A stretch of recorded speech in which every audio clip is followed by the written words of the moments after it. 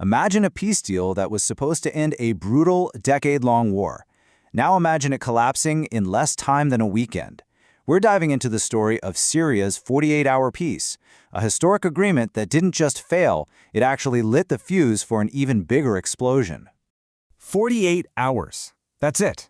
That's the entire lifespan of this peace deal. It's a shocking number, right? And it tells you everything you need to know about the deep-seated mistrust and, more importantly, the powerful, hidden forces that wanted it to fail from the very start. And this timeline, well, it just shows you how incredibly fast everything went south. On January 18th, you have leaders shaking hands, you've got this symbolic moment of unity, but by January 20th, that image is totally gone, replaced by a 100,000-strong army on the attack. I mean, talk about whiplash, from a signed agreement to all-out war in 2 days. So, this is the big question, right? The mystery we're going to unpack here. How on earth does a deal meant to bring peace become the very trigger for an even bigger war? It just doesn't seem to make sense. But to understand it, we've got to look at the fine print of the deal that was supposed to prevent all this. All right, first up, the deal itself. Because when you actually dig into the terms, you realize pretty quick, this wasn't a peace deal. It was an ultimatum. So look at what was put on the table for the Syrian Democratic Forces, the SDF. These are the US-backed Kurdish and Arab fighters. First off, they were told to just give up all their territory west of the Euphrates River. Second, and this is huge, surrender control of all the oil and gas fields. We're talking about their entire economic lifeline. Then, they had to integrate their own fighters into the Syrian army. On top of that, kick out their allies from the PKK. And to top it all off, hand over all the ISIS prisons they were guarding. It was basically a list of demands designed to completely erase. So yeah, no surprise the SDF said no way. And the second that deal officially collapsed, the new Syrian army, led by Ahmad al-Sharaa, made a beeline for the Al-Omar oil field and the Conoco gas field. And look, this wasn't some random attack. These fields were everything to the SDF, their main source of cash. By grabbing the oil, al-Sharaa wasn't just taking territory, he was cutting off his enemy's ability to even fund the fight. It was a brilliant, devastating first move. Okay, so as all this is going down, there's a massive question mark hanging over the whole thing. Where were the Americans? For years, the US was the SDF's biggest backer, both militarily and politically. Their sudden silence wasn't just a change in the game, it completely rewrote the rules. And this right here sums up the brutal reality of geopolitics. The alliance between the US and the SDF, an alliance literally forged in the fire of the war against ISIS, was just over. In a complete 180, Washington decided to back al-Sharaa's new Syrian government. And just like that, their old allies were left high and dry. So why the sudden change of heart?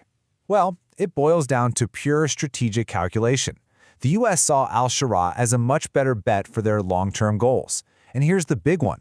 He was willing to play ball with Israel, a key American ally.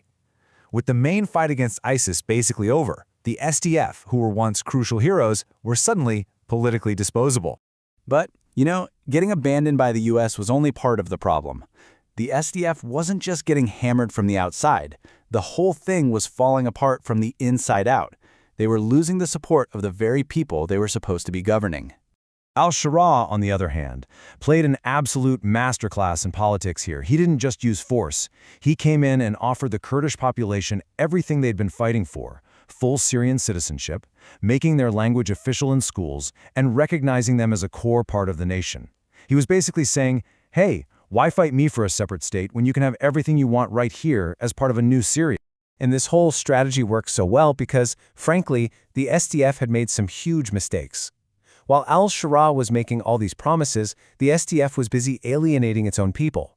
They were accused of hoarding all that oil money instead of fixing roads or schools, forcing young men to join their army, and angering powerful Arab tribes. It created this huge political vacuum, and al-Sharaa just walked right in. And all of this led to the breaking point. The powerful Arab tribes flipped, siding with al-Sharaa, and they told their sons fighting for the SDF to come home. This triggered a massive wave of defections. You had fighters literally just walking off the battlefield. It wasn't just a military defeat, their entire organization was collapsing from within. Okay, so to really get what's happening, we have to zoom out. Because this was never just a local fight. You've got major regional powers pulling the strings here, all with their own, often conflicting agendas. Just look at this mess of competing interests. You've got the US and Turkey, both backing al-Sharaa, but for completely different reasons. The US wants a stable Syria to push back against Iran. Turkey just wants to crush the SDF because of their links to the PKK. But then you have Israel playing this incredibly complicated and frankly dangerous double game. And this is where it gets really interesting.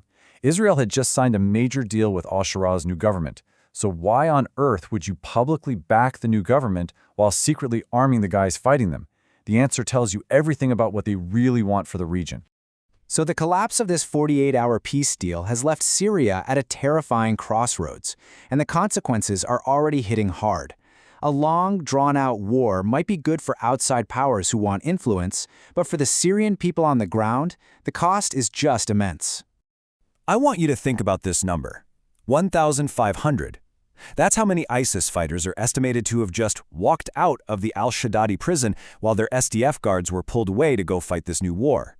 In all the chaos, a new wave of extremists was just unleashed. That's the real price of this failed deal. So when you boil it all down, Syria is facing two very, very different futures. One road is integration, the hard work of negotiation to bring everyone into a single, unified country. The other road, well, that's fragmentation, where the SDF shatters into a bunch of different militias, fighting a forever war that's funded and controlled by outside powers. And that's the question that hangs over everything, isn't it? This has gone way beyond a fight for oil or land. This is a fight for the very soul of a country. Is Syria going to be rebuilt by Syrians for Syrians? Or is it just going to be a permanent chessboard for other countries to play their power games on? The answer to that is going to define the entire Middle East for years to come.